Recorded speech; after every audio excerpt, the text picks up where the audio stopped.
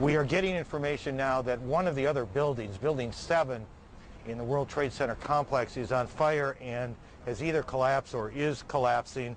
And you, to be honest, can see these pictures a little bit more clearly than I.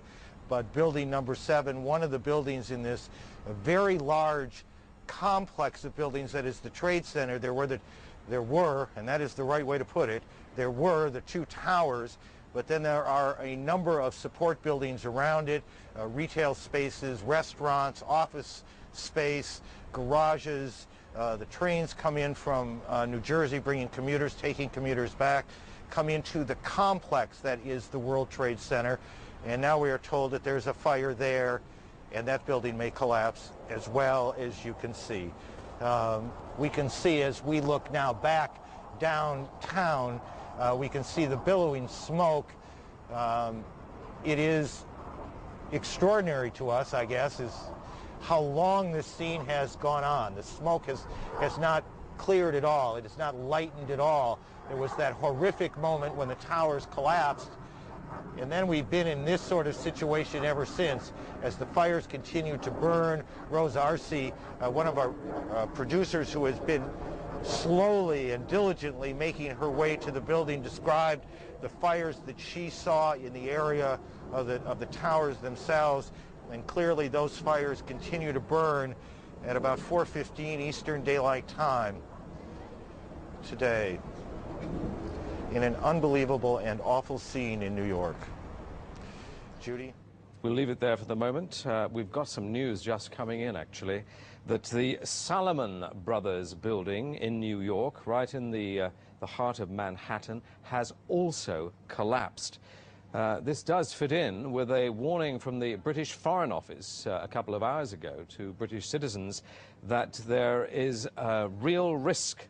Let me get the exact words. The British Foreign Office, the Foreign Department of the British government, said there was a strong risk of further atrocities in the United States. There's another one. I'm taking a look.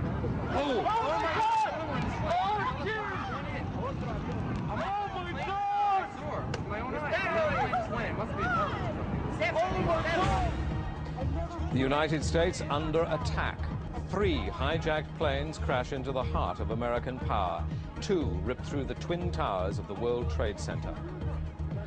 The devastation after both towers collapse, the extent of casualties is still unclear. Then in Washington, another plane crashes into a defense building at the Pentagon.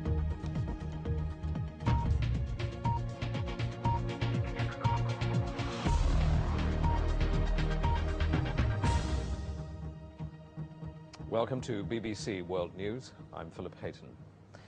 Heavy loss of life and catastrophic destruction. That's the scene on the streets of New York after the United States suffers what many are saying is the worst attack on the country since Pearl Harbor. A huge operation is underway to find survivors from the wreckage of both towers of the World Trade Center in New York. They collapsed after hijacked airliners with passengers on board were flown into them. The 47-story Salomon Brothers building, situated very close to the World Trade Center, has also just collapsed.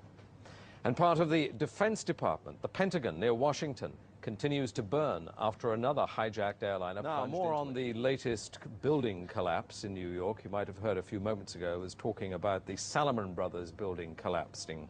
And indeed it has. Apparently that's only a few hundred yards away from where the World Trade Center towers were. And it seems that this was not a result of a new attack. It was because the building had been weakened during this morning's attacks. We'll probably find out more now about that from our correspondent, Jane Stanley. Jane, what more can you tell us about the Salomon Brothers building and its collapse? Well, only really what you already know. Details are very, very sketchy. There's almost a sense downtown in New York behind me, down by the World Trade Centers, of just an area completely closed off as the rescue workers try to do their job. But this isn't the first building that has suffered as a result. We know that part of the Marriott Hotel next to the World Trade Center also collapsed as a result of this huge amount of falling debris from 110 floors of the two twin towers of the World Trade Center. As you can see behind me, the Trade Center appears to be still burning. We see these huge clouds of smoke and ash, and we know that behind that there's an empty piece of what was a very familiar New York skyline, a symbol of the financial prosperity of this city, but completely disappeared now, and New York is still unable to take on board what has happened to them today. Presumably there were very few people in the Salomon building when it collapsed. I mean, there were, I suppose, fears of possible further collapses around the area. That's what you would hope, because this whole downtown area behind me has been completely sealed off and evacuated, apart from the emergency workers. That was done by the mayor, Rudy Giuliani, much earlier today, because of, course, the dreadful collapse of the Twin Towers of the World Trade Center. But New York, very much a city still in chaos. The phones are not working properly, the subway lines are not working properly.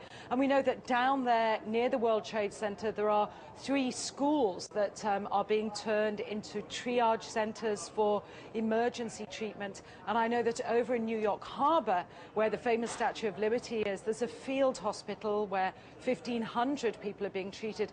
And we have heard, though it's unconfirmed as yet, that 100 New York City police officers have been taken there as well for treatment. But we do need to confirm those figures for the security. As being in America has definitely been popped. This city and this country will not be the same.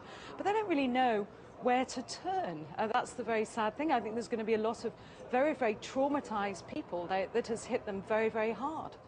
Jane, I think many of us, when we heard the news, perhaps on the radio earlier today, were completely flabbergasted by it and just couldn't comprehend it. I mean, it almost sounded too far-fetched. I was wondering what it's felt like for you being in Manhattan. Well, unfortunately, I think we've lost the line with Jane Stanley in Manhattan. Perhaps we can rejoin her and follow that up later.